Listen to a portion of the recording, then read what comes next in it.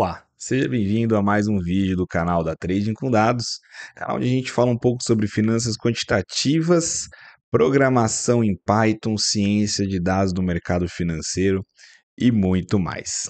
Se você gosta desse tipo de assunto, eu já convido você a se inscrever aqui no canal para que você não perca nenhum dos nossos vídeos semanais, onde a gente trata desses temas que eu acabei de falar para você agora. E o tema de hoje vai ser um tema muito interessante para quem gosta de gestão de portfólio, gestão de riscos, que é o Risk Parity. Vamos falar um pouquinho sobre o que é o Risk Parity ou paridade de risco. Risk Parity ou paridade de risco é uma abordagem de construção de portfólios, que ela busca alocar o capital de forma que o risco de cada ativo contribua de maneira igualitária para o risco total da carteira. Ao contrário das alocações tradicionais, como por exemplo a de 60-40, de 60% em ações, 40% em títulos, Risk Parity ele não depende da estimativa de retornos esperados, mas ele vai se concentrar em igualar a contribuição de risco de cada um dos ativos. E por que a gente deve usar o Risk Parity? Primeiro, diversificação do risco. O Risk Parity vai buscar uma diversificação mais eficaz ao balancear o risco entre as diferentes classes de ativos. Segundo, a redução da dependência das estimativas de retorno. Muitos métodos de otimização de portfólios dependem da estimativa de retorno, que é uma coisa muito difícil de fazer dentro do mercado financeiro. Por último, proteção em cenários adversos. Potencialmente, ela vai oferecer uma melhor proteção em mercados voláteis, pois ela não depende tanto do desempenho de uma única classe de ativos. Como que a gente faz o cálculo do Risk Parity?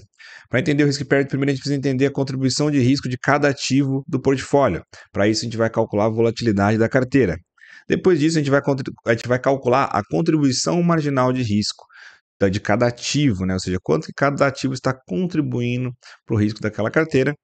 Posteriormente, a gente faz a contribuição total de risco e depois a gente faz a minimização da função objetivo de Risk Parity ali, que ele vai buscar equalizar o risco dentro de cada um dos ativos dentro da sua carteira. Então vamos para um exemplo aqui que a gente construiu em Python para que a gente possa explicar um pouquinho melhor como que funciona isso daqui, tá?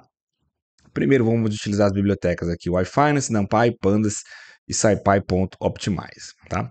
Primeiro a gente vai utilizar essa função aqui para baixar os dados, tá? Uma função do Yahoo Finance, yf.download, Dessa maneira, a gente tem aqui tickers, start date, end date como parâmetros para que a gente possa baixar os dados. Depois, calcular os retornos diários. Função percent change, ela vai calcular a variação percentual dos dias que a gente tem dentro aqui das cotações. Tá? E o drop NA vai eliminar qualquer tipo de nona number que a gente tenha no meio do caminho. Para calcular a volatilidade, a gente vai utilizar o desvio padrão. Tá? Muito simples, muito fácil. Depois, a partir da matriz de retornos, a gente calcula a matriz de covariância para a gente calcular a contribuição marginal de risco.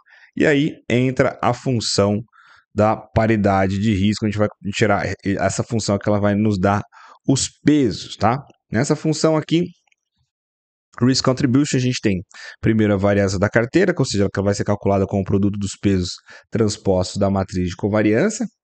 Ela tá esse carinha aqui, o ponto T ali vai nos dar os pesos transpostos. Depois eu tenho a contribuição marginal de risco, que vai ser o produto entre a covariância, a matriz de covariância e os pesos. E depois a contribuição marginal de risco, que é o produto da contribuição marginal pelos pesos normalizado pela variância da carteira. Tá?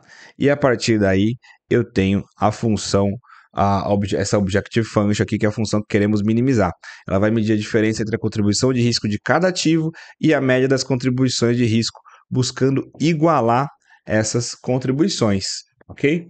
E assim, no final, a gente tem aqui também essa otimização aqui, ela é feita pelo método SQP, que é Sequential Least Square Programming, que busca minimizar a função objetivo, e essa função está sujeita a restrições, e que a soma dos pesos ela deve ser 1, e que os pesos devem estar no intervalo entre 0 e 1. Tá? É isso que a gente está dizendo aqui para ela, tá? Justamente porque a gente está trabalhando somente com posições compradas, e por isso ela precisa somar 100%, esse portfólio no final ele precisa somar 100%. A gente aplica essa função e no final a gente tem os pesos otimizados, beleza? Então, para isso, eu coloquei aqui o exemplo da Petrobras, Vale, Itaú, B3 e Ambev, começando no dia 1 de 2020, terminando no dia 1 de 2023. Esse é o período, né, em sempre que a gente vai retirar os pesos aqui.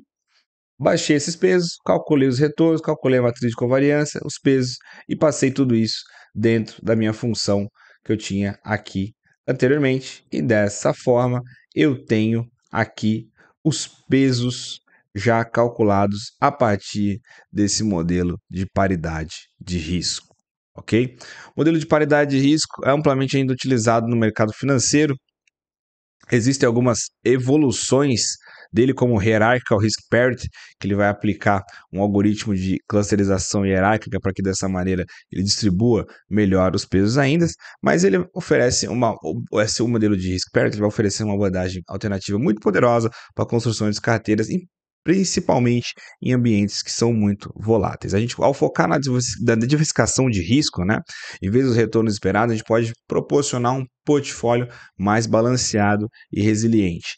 É importante entender as limitações desse modelo, principalmente em questão da estimativa da matriz de covariância, que é um problema muito interessante a ser estudado dentro do mercado financeiro.